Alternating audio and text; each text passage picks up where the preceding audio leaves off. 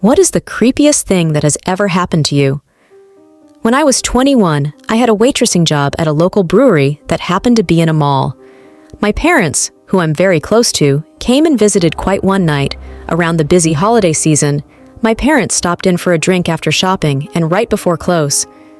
After a double shift, I was exhausted and just wanted to go home, but I sat with my parents for a pint. It started to snow, and my dad offered to go wipe my windshield off. My mom and I watched through the window as he tracked outside toward my car and then stopped. He stopped dead in his tracks and then started to make his way in the opposite direction of my car. My mom and I watched, wondering what in the world he was doing. After about 10 minutes, he went toward his car and sat in it for a while, just staring at my car.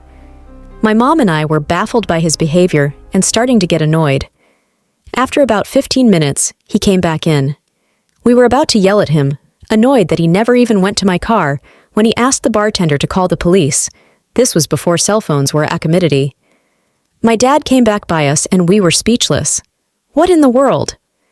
My dad saw a van parked very close, almost next to my car, so that the sliding door was right next to the driver's side door, where I would go to unlock it. My dad sat and watched this van not move and a male driver in it, staring at my car and the brewery exit. When the police arrived, luckily 2 cop cars, they somewhat cornered the van so he couldn't speed off.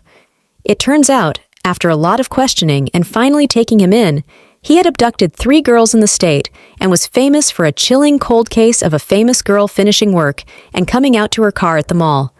I literally, to this day, have no idea how or why my dad suspected something, but I know he saved my life.